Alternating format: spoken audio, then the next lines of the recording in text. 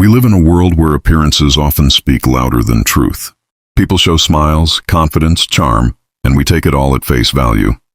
But the truth is, you don't really know a person until life tests them. Someone's real character is never revealed when things are easy, when they're praised, loved, or getting what they want. It shows when they're under pressure, when something threatens their ego, when life strips away comfort and control. If you want to understand who someone really is, you only need to pay attention to two things: how they treat people who can do nothing for them, and how they react when things don't go their way. That's it. These two moments reveal more than 1,000 words, more than years of friendship or sweet gestures. Because here's the thing: anyone can be kind when it's convenient. Anyone can be loving when they're admired. But character is not built in comfort.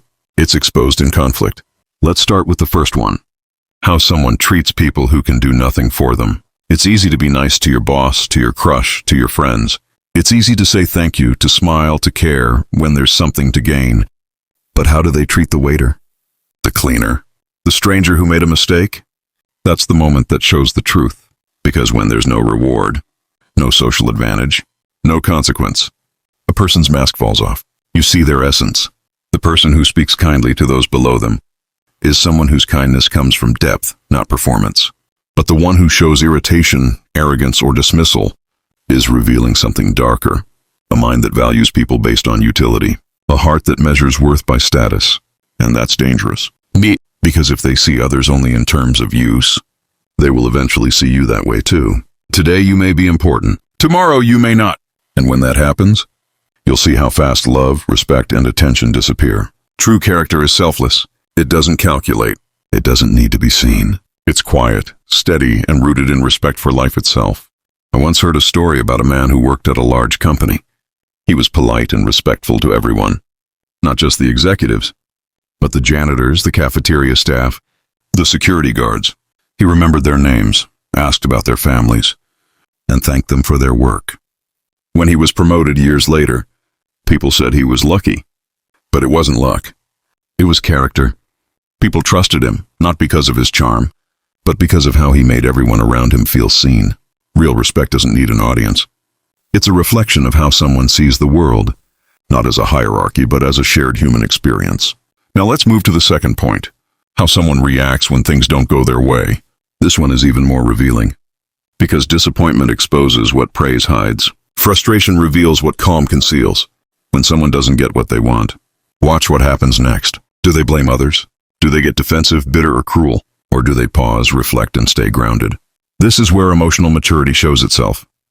Not in moments of success, but in moments of failure, rejection, or injustice. You can tell a lot about a person by how they handle no. When life says not yet, do they crumble or do they learn? Do they punish or do they grow? It's easy to be composed when things are flowing. But when reality resists your will, your true self steps forward. And for some people, that self is full of peace. For others, it's full of rage. That's why the calmest, most loving people are not naive. They're tested. They've met disappointment, betrayal, and pain, and chose not to let it poison them. That's what strength really is. Not the ability to dominate others, but the ability to stay kind when you could be cruel, to stay calm when you could explode, to stay human when everything around you invites you to lose yourself. The world will give you countless chances to react, to defend your ego, to prove your worth, to show power.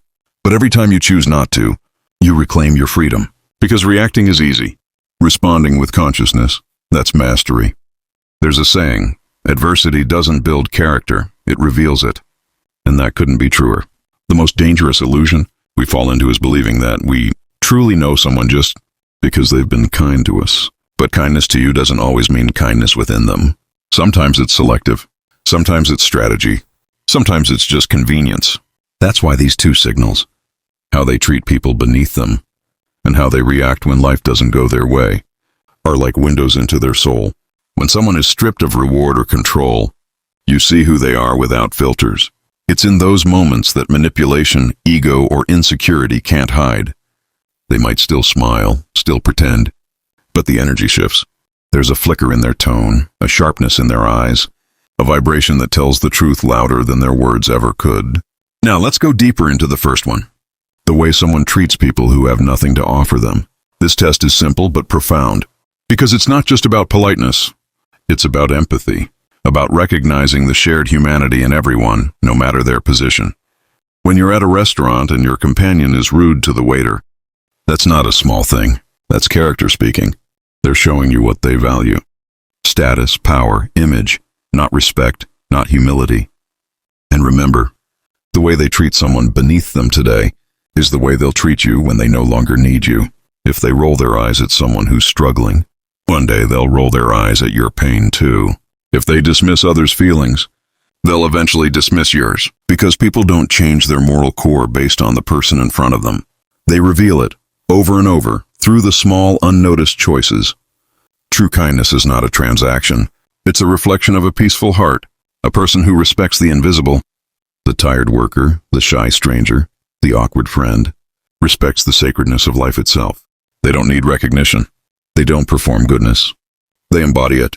And when you find someone like that, you're looking at rare gold, someone whose values are aligned with their actions. But let's talk about the second thing, how they react when life doesn't go their way. This one exposes the emotional structure of a person. Disappointment is the ultimate truth serum. When things fall apart, masks fall too. You'll notice it everywhere. A friend who becomes cold the moment you say no. A partner who withdraws affection when you set a boundary. A colleague who takes credit but never responsibility. It's not the event that defines them. It's their response. The person who can stay calm in chaos, who can still act with integrity while feeling hurt. That's a person with inner strength. Because they understand, life doesn't owe them control. People don't owe them perfection. The world doesn't owe them comfort. That's emotional maturity. It's the space between the trigger and the reaction. The ability to choose stillness over storm. And that choice, though subtle, is what separates the wise from the reactive. Now here's something most people never realize. Anger is rarely about others. It's about us. When we get angry, we're not defending truth.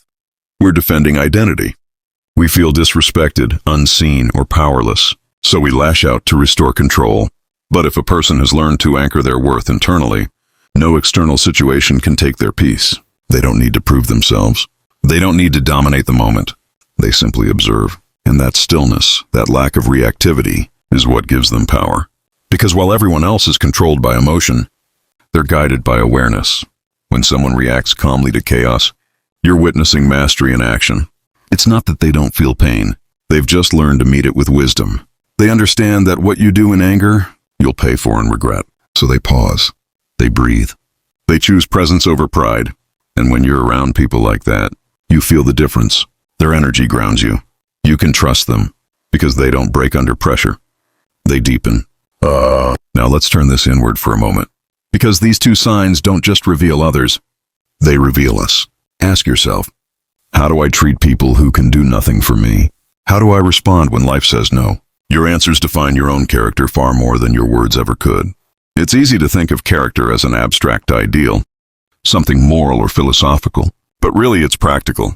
It's how you move through the world when no one's watching. It's the small decisions. Do you gossip? Do you listen? Do you give grace when someone makes a mistake? These micro moments are your soul's handwriting. They form the invisible pattern of who you are becoming. And here's something powerful.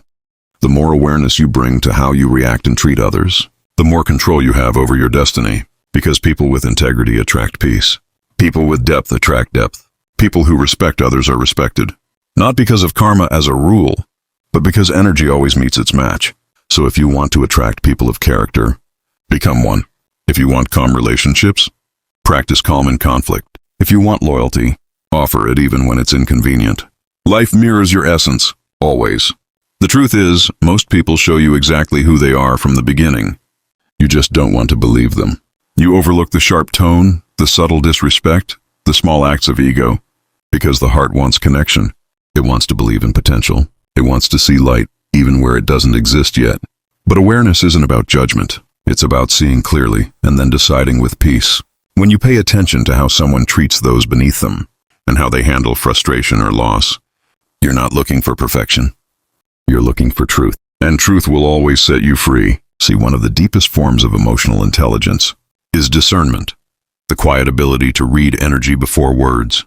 It's when your intuition whispers, "This person's kindness feels rehearsed," or they smile but something in their eyes doesn't match. That voice, That instinct is your soul protecting you. It's memory beyond logic. It remembers how pain felt last time you ignored the signs, and it's urging you, don't repeat the same lesson. Learning to see people's true character doesn't make you cynical. It makes you peaceful, because you stop expecting depth from the shallow, or empathy from those who haven't met their own pain yet. You begin to meet people where they are, not where you wish they were. And that is freedom. Let's talk about the deeper meaning behind these two signs. The way someone treats others reveals their relationship with power. The way they handle disappointment reveals their relationship with control. Together, they form the blueprint of the soul. When someone feels the need to dominate the powerless, they're not powerful, they're afraid. Afraid of being unseen, unimportant, or rejected, so they project superiority to mask insecurity. But a person at peace with themselves doesn't need to belittle anyone. They don't need hierarchy to feel whole. They can stand next to anyone, rich, poor, confident, awkward, and still radiate calm presence, because they've made peace with who they are. The second one, how they handle disappointment, that's about emotional maturity. Every human craves control, but mature souls have learned to surrender it gracefully. They don't collapse when plans change. They don't turn pain into punishment. They understand that disappointment is part of the divine design, a redirection, not rejection. When life blocks one path, they trust there's a reason. When someone lets them down, they don't seek revenge, they seek understanding. That's wisdom. That's peace. That's power. And those who live that way emit a frequency that's magnetic. They attract grounded souls, balanced relationships, and calm success, because the universe recognizes emotional alignment. But here's the part most people miss. Seeing someone's true character is only half the journey. The real work is in honoring what you see. It's not enough to notice red flags. You must believe them. It's not enough to recognize emotional immaturity. You must set boundaries with it. And it's not enough to meet people of depth. You must also match their depth. Because energy meets energy. If you continue to justify disrespect, you're teaching life that your peace is negotiable. If you keep explaining away patterns, you're choosing fantasy over truth. And the longer you stay blind to who someone really is, the more you betray yourself. Seeing clearly is a sacred responsibility. It's the foundation of self-respect. It's how you stop confusing love with attachment and kindness with manipulation. And the moment you start acting on what you see, your world changes. You begin to attract people who are gentle, not because they want something, but because it's who they are. You start to feel peace not because life is easier, but because you've become wiser. You stop chasing validation and start living in alignment. That's the gift of awareness. So the next time you want to understand someone, don't analyze their words. Watch their small actions. See how they treat those who can't elevate them. Notice how they react when something doesn't go their way. You'll know everything you need to know, because real character doesn't speak loudly, it shows quietly. It's in the patience when nobody's watching, in the respect given when no one's keeping score, in the grace extended when it's not deserved. And when you meet people who live this way, cherish them. They are rare. They are medicine in a world addicted to ego and performance. And if you are one of them, if you've learned to move through life with integrity, humility, and emotional balance, then trust me, you'll never lose what's meant for you. Because energy like that can't go unnoticed. The right souls will always find you. They'll recognize the quiet strength in your kindness, the discipline in your peace, the maturity in your reactions. They'll feel safe around you, because you are safe with yourself. And that, more than anything, is what defines true character. Not words, not status, not how loudly you speak, but how deeply you live.